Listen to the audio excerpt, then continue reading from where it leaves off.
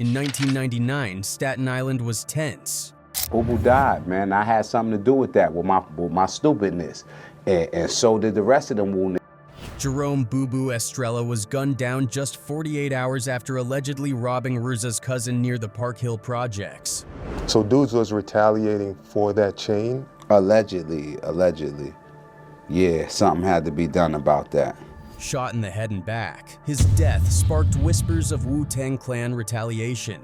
As rumors spread, the FBI opened a probe into the group's possible ties to gang violence. Was it payback, a message, or pure coincidence? This is the day Wu-Tang Clan was accused of murder. For Jerome "Boo Estrella, June 17, 1999 was just another hot summer evening. However, something was lurking. It was the night he crossed a line that couldn't be uncrossed. According to FBI records, Boo may have targeted someone closely tied to Wu-Tang Clan's leadership. None other than Mitchell Divine Diggs, Wu-Tang Clan founder RZA's younger brother and the clan's business mastermind. But this wasn't just a mugging on some random block. Divine wasn't just any local. He was Wu-Tang royalty. The alleged robbery happened near the Park Hill projects, the very heart of Wu-Tang's origin. Honest, I robbed his little brother. I gunpoint robbed his little brother for a chain, and I was robbing everybody at the time. Street talk claimed Boo had snatched a chain, one many believed was linked to the iconic one RZA wore in the Triumph music video, a symbol that had come to represent the clan's rise from the slums to superstardom.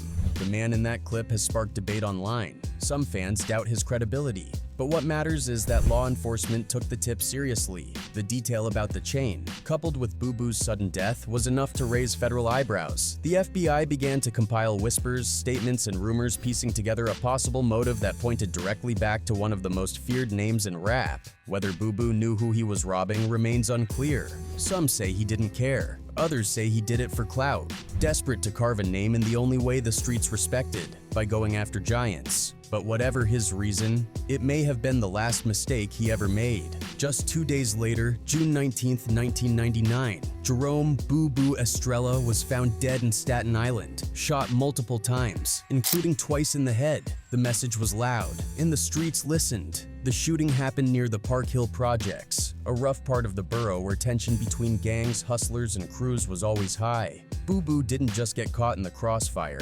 He was shot in the head and back like someone wanted to make sure he didn't survive. People in the neighborhood didn't say much, but rumors spread fast. Some said Boo had made a big mistake. He had robbed someone important, possibly Divine, who was RZA's brother and a top man behind the scenes of the Wu-Tang Clan. Others claimed Boo had also messed with family members of other Wu-Tang associates. In a place like Staten Island, that kind of move could cost you your life. The FBI started paying attention.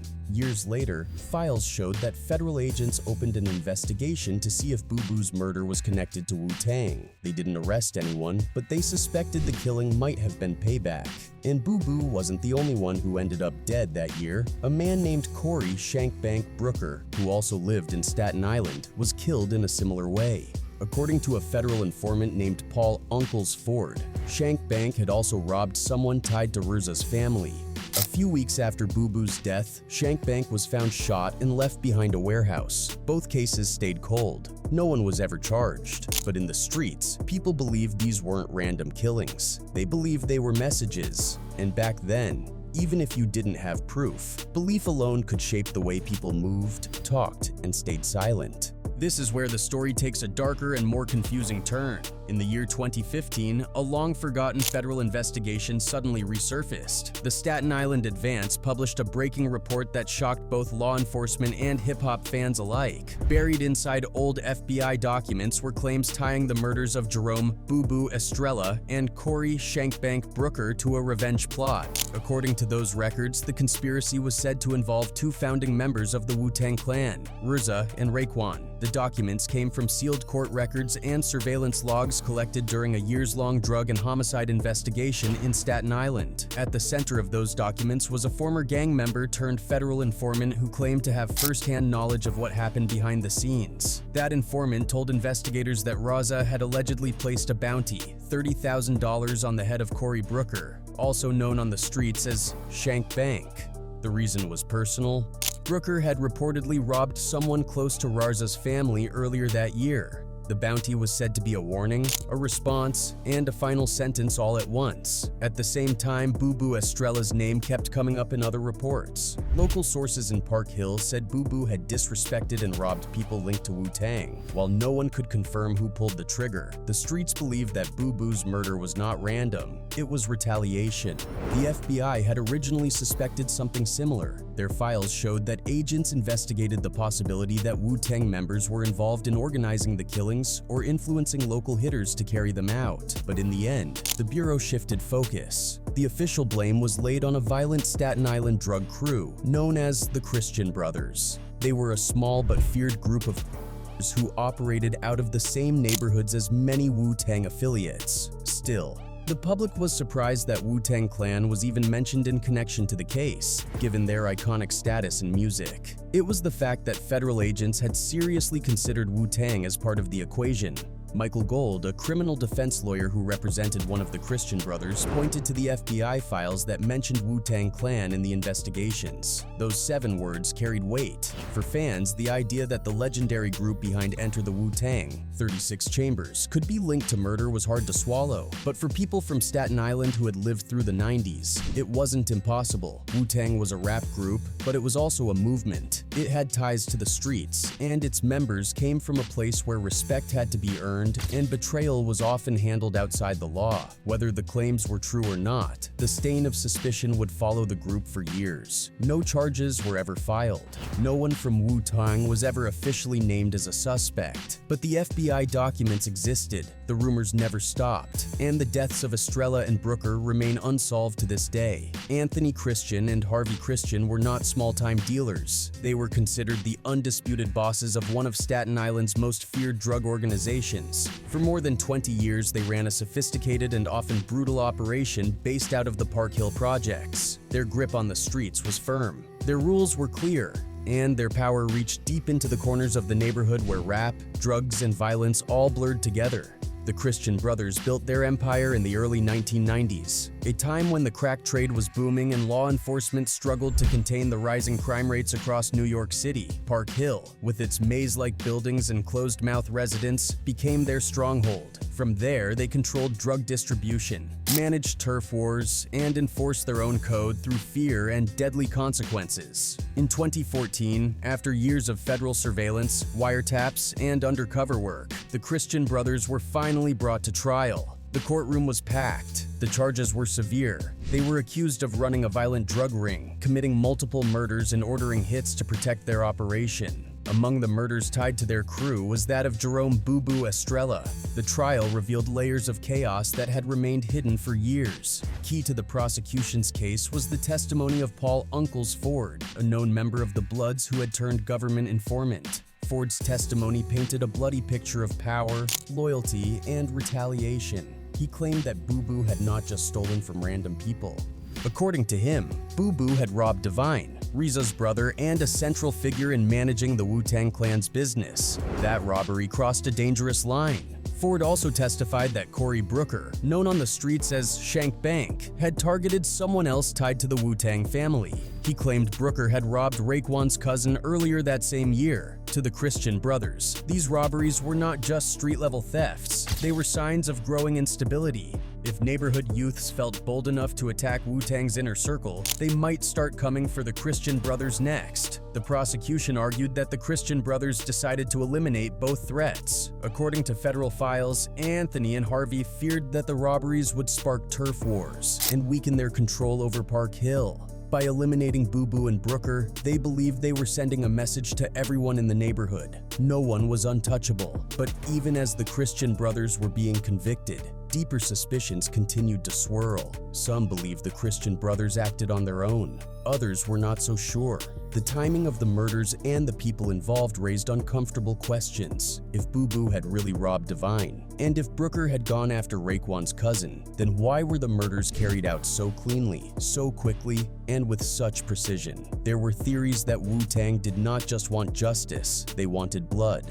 The FBI never officially charged any Wu-Tang members with a crime. There was no arrest, no trial, and no direct evidence that the group had anything to do with ordering hits. But that did not stop federal agents from including their names in sealed murder-for-hire investigations. Those investigations, once exposed in court, caused a ripple effect across the media and the music industry. Lawyers for the Christian brothers used those FBI documents in their defense. One of them, Michael Gold, told the court and the press that the government had looked into whether Wu-Tang was involved in planning the killings. Gold made it clear that he was not making the accusation himself. He was pointing out what the FBI had already put in writing. By the end of the trial, Anthony and Harvey Christian were both found guilty of running a violent criminal enterprise. They received lengthy prison sentences. The streets of Staten Island were quieter, but the questions did not fade.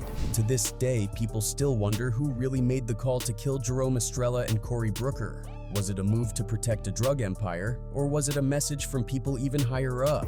You know, Old Dirty was a professional thief, though. You know, he was a booster. You know, yeah. I remember. You know, one. To me, it's like everybody's scared of the government. You know what I'm saying? Because they killed Tupac and they killed Biggie Smalls. I don't care what y'all say. That's my seeing. Who cares?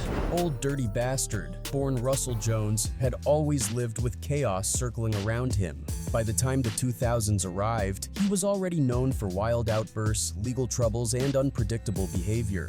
But behind all of that was a truth few knew until years later. The federal government had been watching him closely. In 2012, the FBI released a 95-page file on Old Dirty Bastard under the Freedom of Information Act. The file had been kept secret for years. Once unsealed, it revealed how deeply federal agents had monitored not just ODB but the world he came from. Inside those pages were notes, surveillance logs, and reports that connected him to drug shootouts, illegal weapons, and even body armor possession. But one line in particular stood out. It read, "Subject and group potentially involved in homicide investigations in Staten Island." The language was careful but clear. The Bureau believed that ODB and possibly other members of Wu-Tang Clan were connected to violent crimes, including homicides. The timing was no coincidence. The same years that Jerome "Boo Boo" Estrella and Cory "Shankbank" Brooker were murdered were also the years the FBI had its eye on Park Hill. And while ODB was not named directly in those murder cases, his name sat in the shadows of the same files. This was more than just speculation. The files showed that the government treated Wu-Tang Clan not only as a rap group, but as a possible criminal network. From 1999 to 2004, agents tracked their shows, their travel, their business dealings, and their private lives. ODB's history made him a key target. He had multiple run-ins with police, he had served time, and he had spoken openly about the paranoia he felt every day. Long before the FBI documents became public, ODB had told his friends, producers, and record label executives that he believed the government was following him. At the time, many thought it was just another rant, something driven by drugs, stress, or mental health struggles. But when the files were unsealed, it became clear he had not been imagining things. The surveillance was real, the suspicion was real, and for ODB, it explained why he had always seemed nervous, angry, and on edge when speaking about the law. He knew what was happening behind the scenes, and he had lived with that pressure while the world watched him fall apart in public. ODB was not the only one under the microscope. The entire Wu-Tang Clan had been placed under federal surveillance during the same time period. From 1999 through 2004, the FBI tracked their movements and began connecting dots between violent street activity and individuals tied to the group. Nothing was proven in court. No member was formally charged in connection to those specific murders, but the level of attention the FBI gave them said everything. For Old Dirty Bastard, the weight of that pressure may have been too much. So when I heard, I'm crying my heart out, raced up to the studio, seen him on the floor, flattened still. You actually went to where it was? Yeah, I ran right up there. He died in 2004 from a drug overdose inside a New York City recording studio. Some say it was the result of years of addiction. Others say it was the final outcome of being hunted and misunderstood. Either way, the files left a chilling echo, one that reminded the world that for men like ODB, fame did not shield them from suspicion. It only made the spotlight brighter. The convictions of Anthony and Harvey Christian may have brought closure to law enforcement, but not everyone believed the full truth had been told. Even with the Christian brothers behind bars for drug, the deeper questions never went away. In courtrooms, on message boards, and in barbershops across New York, people kept asking the same thing. Did Wu-Tang Clan have something to do with the murders of Jerome "Boo Boo" Estrella and Corey "Shankbank" Brooker?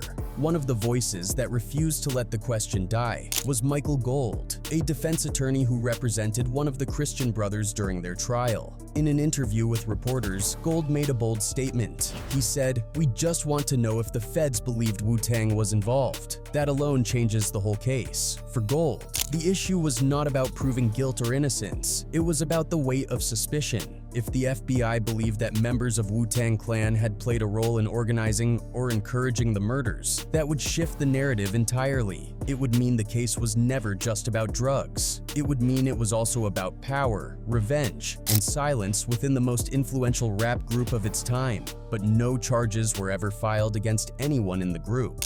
No names were listed publicly.